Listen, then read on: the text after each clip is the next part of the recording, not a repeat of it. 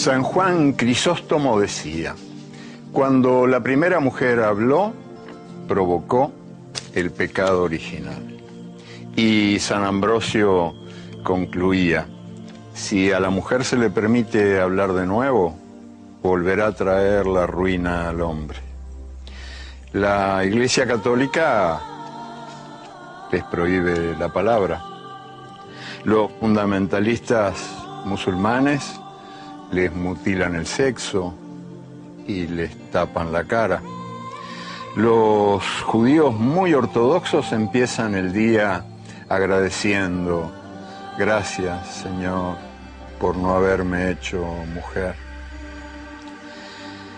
Saben coser, saben bordar, saben sufrir y cocinar. Hijas obedientes, madres abnegadas, esposas resignadas. Durante siglos o milenios ha sido así, aunque de su pasado sabemos poco. Ecos de voces masculinas, sombras de otros cuerpos. Para elogiar a un prócer se dice: detrás de todo gran hombre hubo una mujer, reduciendo a la mujer a la triste condición de respaldo de silla. Hoy voy a contarles, a mi modo y manera, algunas historias de mujeres que no siempre coinciden con este identikit.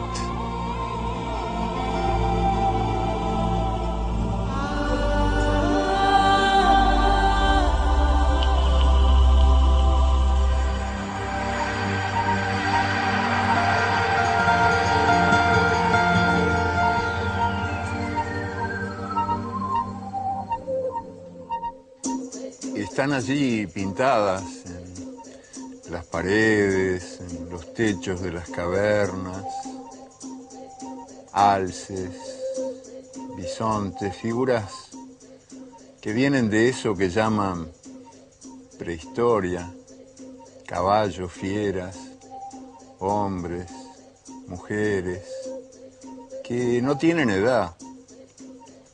Fueron pintados hace miles y miles de años, pero nacen de nuevo cada vez que alguien las mira. Y uno se pregunta: ¿cómo pudieron ellos, nuestros remotos abuelos, pintar de tan delicada manera? ¿Cómo pudieron aquellos brutos que peleaban mano a mano con las fieras más feroces crear esas figuras tan plenas de gracia, esas mágicas obras volanderas que se escapan de la roca y por los aires vuelan? ¿Cómo pudieron ellos? ¿O eran ellas?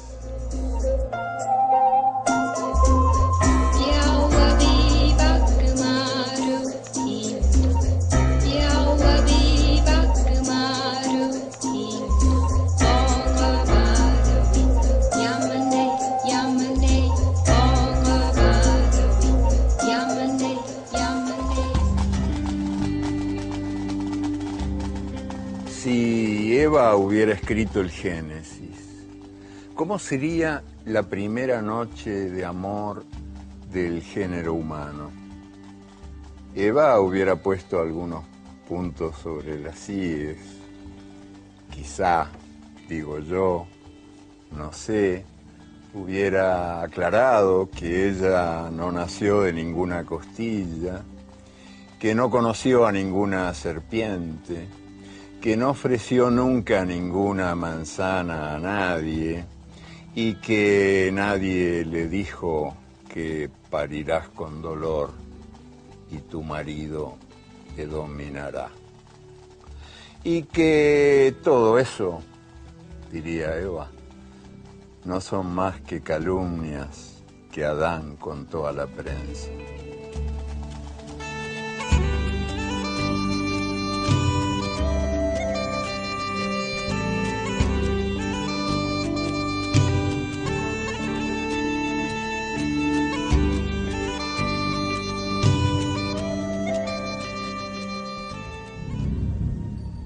Si las santas y no los santos hubieran escrito los evangelios, ¿cómo sería la primera noche de la era cristiana? Las santas hubieran contado que estaban todos de muy buen humor, todos. La Virgen, el niño Jesús resplandeciente en su cuna de paja, el buey, el asno, los reyes magos recién venidos de Oriente y hasta la estrella que los había conducido a Belén. Todos contentos, menos uno. San José, sombrío, murmuró: yo quería una nena.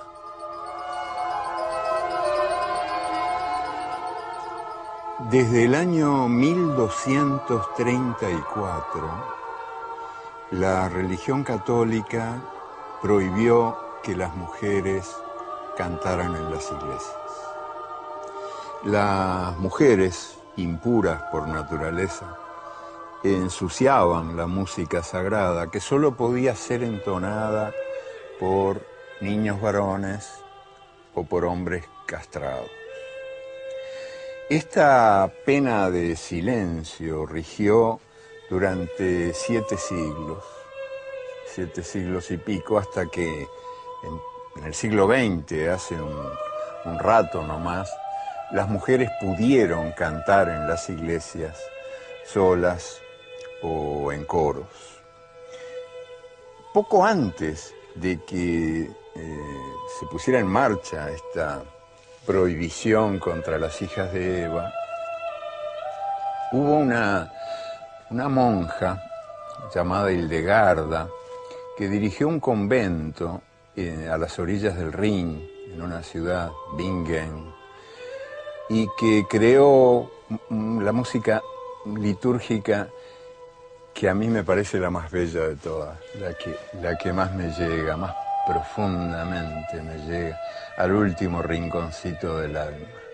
Y esa música fue escrita, compuesta para ser cantada por mujeres, las monjas de la abadía de Bingen que dirigía Hildegarda. Y por suerte el tiempo no les borró las voces, esas voces de ángeles que supieron cantar como nadie a la gloria del paraíso.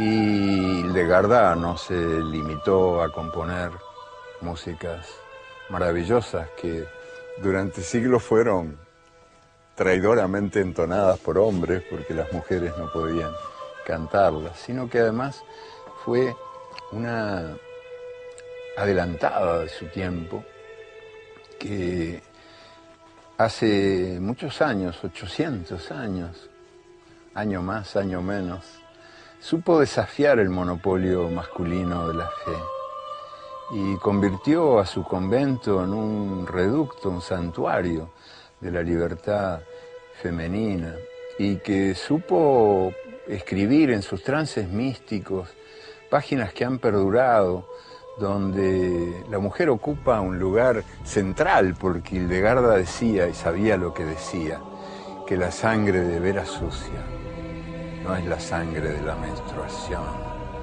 sino la sangre de las guerras.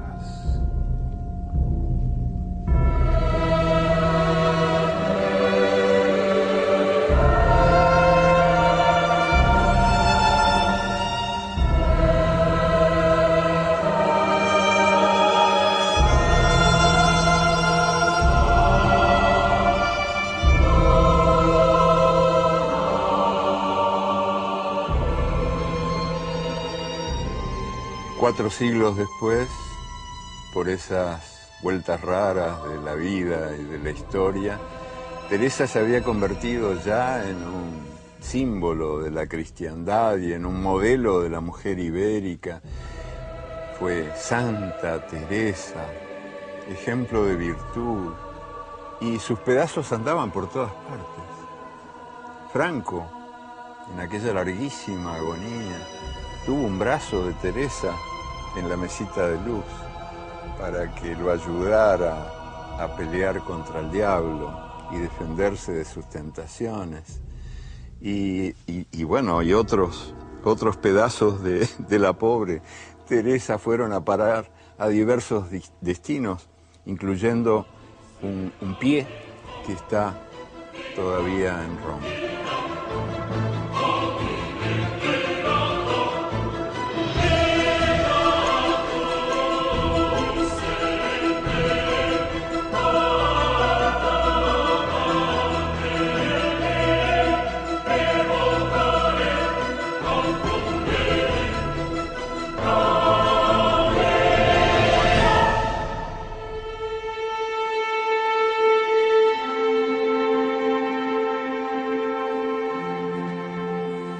No había hombre que pudiera con Juana, ni en el arado, ni en la espada. Al mediodía, en el silencio del huerto, escuchaba voces. Le hablaban los ángeles, los santos, y también le hablaba la voz más alta del cielo, que le decía: no hay nadie en el mundo que pueda liberar a Francia, solo tú.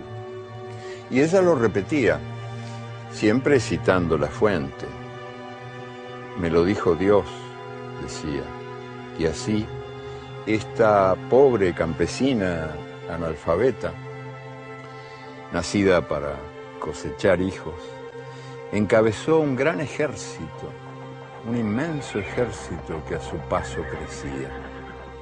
Juana de Arco, doncella guerrera, virgen por mandato divino o por pánico masculino, avanzaba de batalla en batalla. Lanza en mano, cargando a caballo contra los soldados ingleses, fue invencible, hasta que fue vencida. Los ingleses la hicieron prisionera y decidieron que los franceses se hicieran cargo de esta loca. Por Francia y por Dios se había batido, y los funcionarios del rey de Francia y los funcionarios de Dios se encargaron de mandarla a la hoguera. Ella, rapada, encadenada, no tuvo abogado.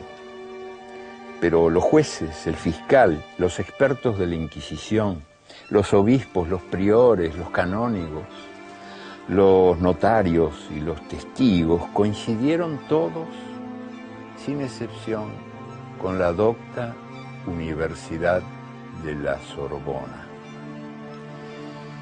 que ya por entonces tenía un prestigio muy bien ganado, y la Universidad de la Sorbona dictaminó que Juana de Arco, la acusada, era cismática, apóstata, mentirosa, adivinadora, sospechosa de herejía, errante en la fe y blasfemadora de Dios y de los santos.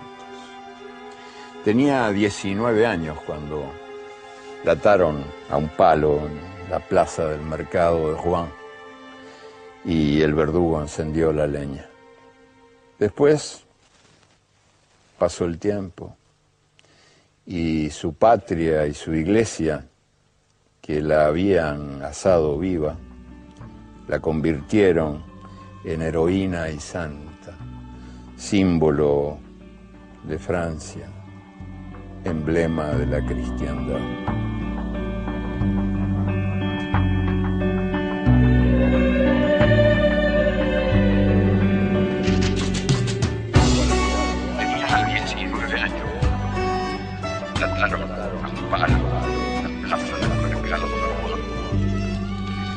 Y el verdugo encendió la leña.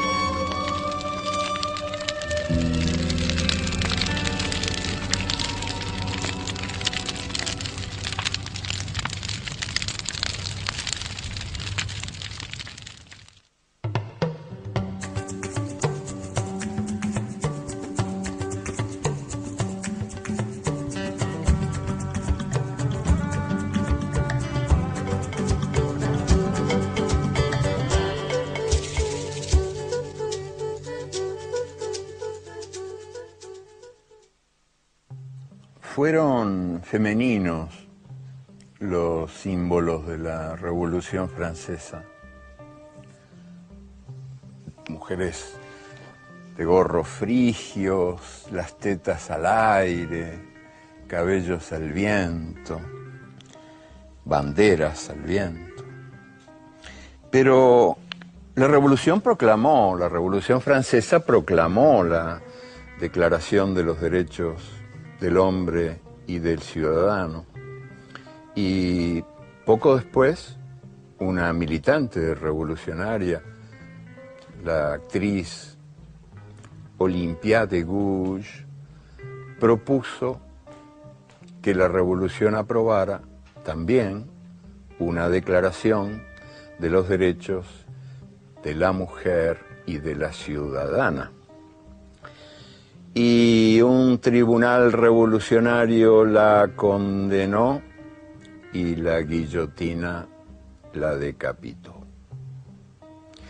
Cuando Olympia de Gouges estaba por subir al cadalso, preguntó: si las mujeres podemos subir a la guillotina, ¿por qué no podemos subir a la tribuna pública?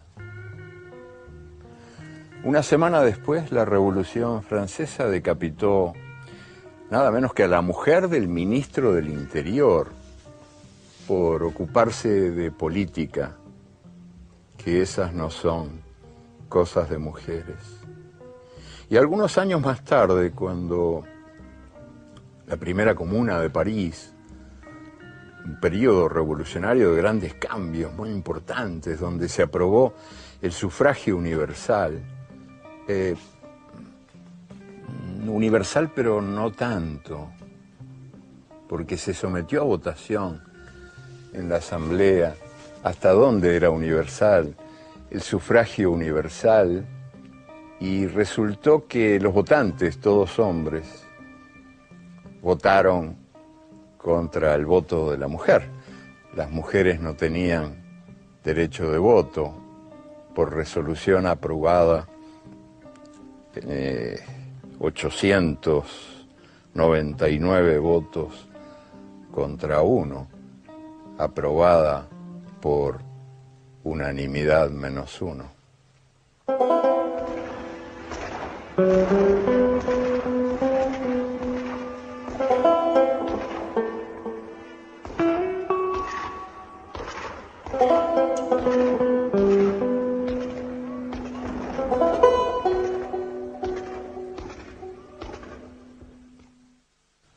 Ocurrió en Montevideo hace muchos años, exactamente en 1914, y ocurrió en una pieza de alquiler donde un marido citó a su mujer, de la que estaba separado, y queriendo tenerla, queriendo quedársela, la amó y la mató, y se mató. Publicaron los diarios uruguayos la foto del cuerpo, el cuerpo de ella tumbado junto a la cama, Delmira Agustini, poeta, abatida por 2 tiros de revólver, desnuda como sus poemas, toda desvestida de rojo. Vamos más lejos en la noche, vamos, había escrito. Y había cantado a las fiebres del amor sin pacatos disimulos, y había sido condenada por quienes castigan en las mujeres lo que en los hombres aplauden, porque la castidad es un deber femenino y el deseo es, como la razón, un privilegio masculino. Y entonces ocurrió, bueno, el sepelio, el entierro, y ante el cadáver de Delmira se derramaron lágrimas, creo que lágrimas de cocodrilo, y frases, solemnes frases a propósito de tan sensible pérdida para las letras nacionales que hoy viven un día de luto, pero en el fondo los dolientes suspiraban con alivio. La muerta, muerta está, y más vale así. Pero muerta estaba esa muerta. ¿No son sombra de su voz y ecos de su cuerpo los amantes que en las noches del mundo arden? ¿No le hacen un lugarcito a Delmira Agustini en las noches del mundo para que cante su boca desatada y dancen sus pies resplandecientes? He is ours tonight. Montevideo hace He is here. muchos años. Alfredo Citarrosa. Delmira Agustini, poeta. Delmira, abatida por 2 tiros de revólver. Pero muerta estaba esa muerta. No son sombras de su voz. Ladies and gentlemen.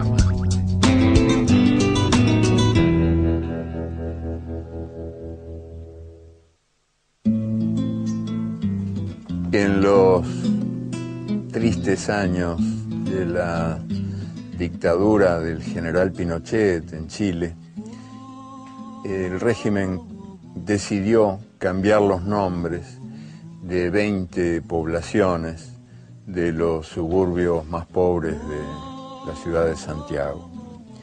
Y en el rebautizo, una de las poblaciones, la población Violeta Parra, recibió el nombre de algún militar heroico, pero sus habitantes se negaron a llevarlo.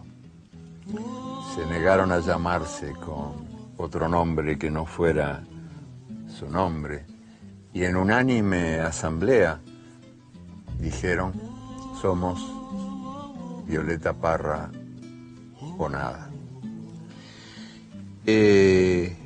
Y así rindieron homenaje una vez más a aquella campesina cantora de voz gastadita que en sus peleonas canciones había sabido celebrar los misterios de su tierra y de su gente. Violeta era pecante y picante, amiga del guitarreo y del converse y del enamore, y por bailar y por payasear se le quemaban las empanadas. Gracias a la vida, cantó en su última canción, y un revolcón de amor la arrojó a la muerte.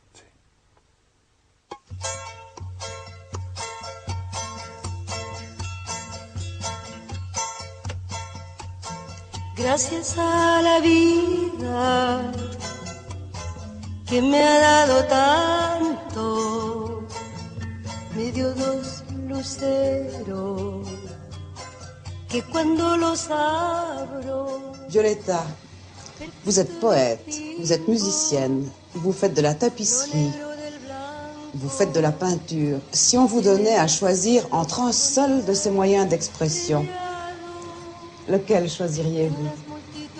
Je choisirais de rester avec les gens. Et vous ne feriez plus rien? C'est les gens qui me font faire toutes ces choses. Tamara Arce, que desapareció al año y medio de edad, fue encontrada por las abuelas de Plaza de Mayo.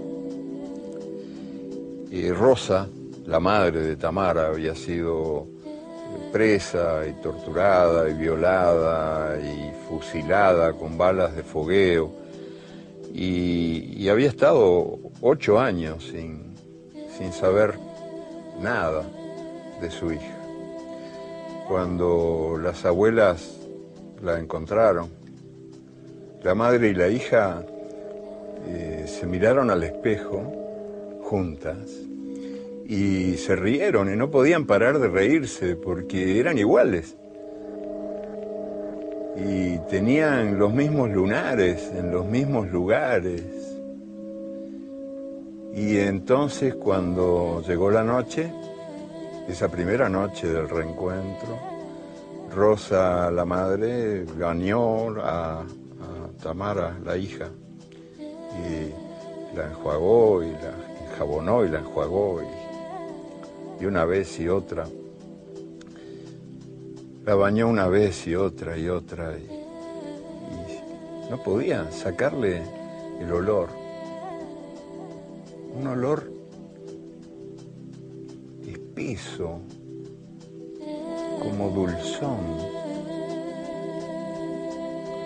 Y Rosa sabía que conocía ese olor, pero no podía ubicarlo, no sabía por qué, no había manera, no había jabón que lo quitara.